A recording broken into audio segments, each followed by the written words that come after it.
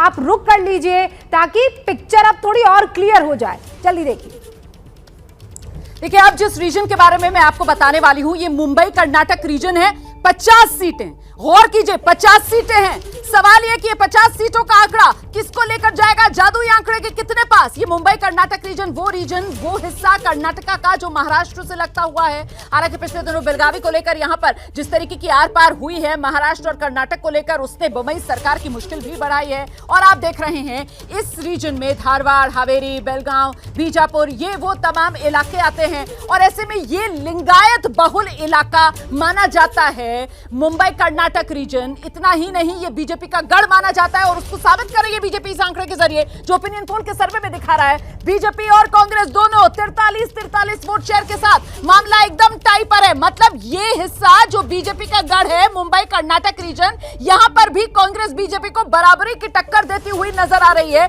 तो 50 सीटों का ये गणित, सीटों के लिहाज से ये 43% वाला आंकड़ा कहां जाकर बदलेगा सीटों में, आंकड़ा आपके सामने आ गया है। बीजेपी 21 से 25 सीटें, कांग्रेस 25 से 29 सीटें, जेडीएस 0 से 1 सीट, अन्य 0 से 1 सीट। मतलब कुल मिलाकर आप देख रहे हैं कांग्रेस यहां पर भी बीजेपी को जबरदस्त चुनौती देती हुई नजर आ रही है। अगले रीजन की तरफ जल्दी से बढ़ते हैं। हैदराबाद कर्नाटक रीजन है ये, 31 सीटें इस रीजन में आती हैं और ये वो इलाका है जो तेलंगाना से लगता हुआ इलाका है। इसमें कोप्पल, गुलबर्गा, यादगीर, बीदर, रायचूर, ये तमाम जिले आते हैं। और ऐसे में इस रीजन का वोट शेयर क्या है, जल्दी से जरा सामने ले आइए। हैदराबाद कर्नाटक रीजन का वोट शेयर 31 सीटों का पूरा लेखा जोखा आपके सामने। यहां पर भी कांग्रेस 44% वोट शेयर के साथ सबसे आगे नजर आ रही है। हैदराबाद कर्नाटक रीजन में भी बीजेपी वही कांग्रेस से पिछड़ती हुई 37% वोट शेयर के साथ दूसरे नंबर पर जरूर नजर आ रही है, लेकिन कांग्रेस से काफी पीछे है। जेडीएस 13% वोट शेयर, अन्य के खाते में 6% वोट शेयर। तो ये 31 सीटें और 31 सीटों का लेखा जोखा, वोट शेयर को तब्दील कर दीजिए सीटों के लिहाज से,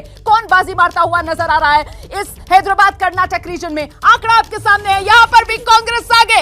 हैदराबाद कर्नाटक रीजन में भी कांग्रेस को बढ़त, कांग्रेस के खाते में 19 से 23 सीटें जा सकती हैं। बीजेपी 8 से 12 सीटों पर से बढ़ सकती है, दूसरे नंबर पर जरूर है, लेकिन कांग्रेस के मुकाबले बेहद पीछे। जेडीएस 0 से 1, अन्य के खाते में 0 से 1। तो कुल मिलाकर तस्वीर साफ हो गई है और तस्वीर यह बता रही है कि जादुई आंकड़ा कांग्रेस पार्टी पार करती हुई ओपिनियन पोल के इस सर्वे में नजर आ रही है। रूबिका और रोमाना, ये देखिए विधानसभा कर्नाटक की, और यहीं पर सरकार बनेगी, सरकार बिल लाएगी, सरकार जनता के काम करेगी। और ये देखिए कर्नाटक का पहला ओपिनियन पोल, बीजेपी को 35% वोट, कांग्रेस के खाते में 40%, जेडीएस को 18% वोट पड़ रहे हैं, अदर्स के खाते में जा रहे हैं 7%। लेकिन अगर इनको कन्वर्ट कर दिया जाए सीटों में तो बताइए किसकी बनती है सरकार। कुल 224 सीटों में से कांग्रेस 40%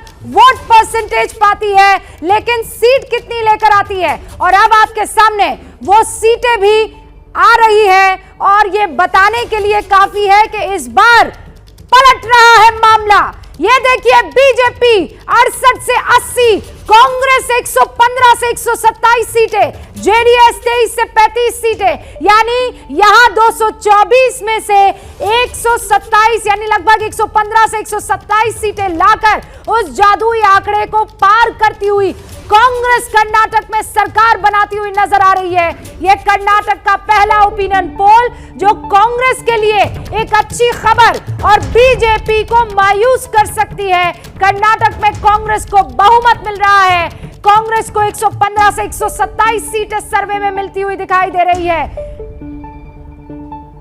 तो यह इस वक्त की बड़ी खबर है, ऐसा पहले कभी नहीं हुआ। 35 साल का ट्रेंड रहा है कि जो सरकार सत्ता में रही है वो दोबारा वापसी करे, और वही 35 साल का रिकॉर्ड आगे बढ़ाती हुई कर्नाटक की जनता नजर आ रही है। बीजेपी को महज 68 से 80 सीट सर्वे में मिल रही है, जेडीएस को 23 से 35 सीटें सर्वे में मिलती हुई दिखाई दे रही है। लेकिन यहां पर कांग्रेस बना रही है सरकार, कांग्रेस बनाने के आसार साफ तौर पर कर्नाटक में इस पहले ओपिनियन पोल में। जल्दी से मैं क्विक रिएक्शन सबका लेना चाहती हूं।